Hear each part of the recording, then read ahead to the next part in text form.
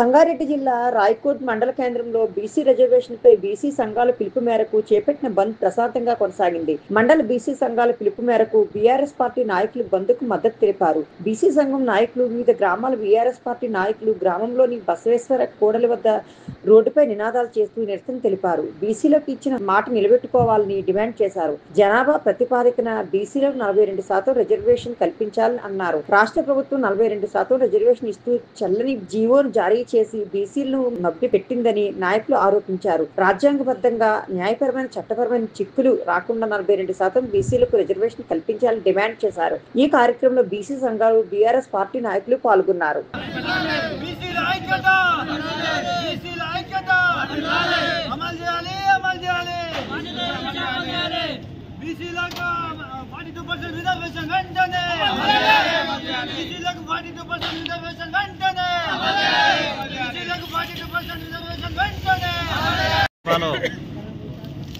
మరి 70% ఉన్నటువంటి బీసీలకు మరి అన్ని రంగాల్లో వెనుకబాటుతో పాటు మరి జనాభా ప్రాతిపదికన కావాల్సినటువంటి రిజర్వేషన్ను కల్పించాలని డిమాండ్ చేస్తూ మరి బీసీ సంఘాల ఆధ్వర్యంలో మరి బంధువులు పిలుపునివ్వను. దానికి మండలం నుంచి మరి బీఆర్ఎస్ పార్టీ మరి మిగతా అందరు పెద్దలందరూ దీనికి పూర్తి మద్దతు తెలిపారు.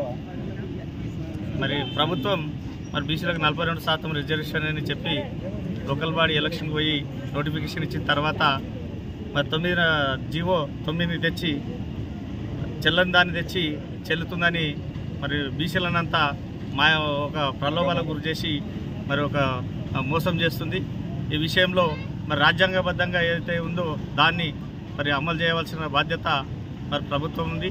ఈ ప్రభుత్వం మరి బీసీల పట్ల వివక్ష చూపుతూ మరి వాళ్ళను మోసం చేయాలని ముందుకు పోతుంది కాబట్టి దీన్ని అరికట్టాలి. అందరూ మరి బీసీ సంఘాలు ఈరోజు పార్టీలకు అతీతంగా బీసీలకు జనాభా ప్రాతిపదిక ఏదైతే ఉందో దాన్ని రిజర్వేషన్ కల్పించాలని డిమాండ్ చేస్తూ జై బీసీ, జై బీసీ.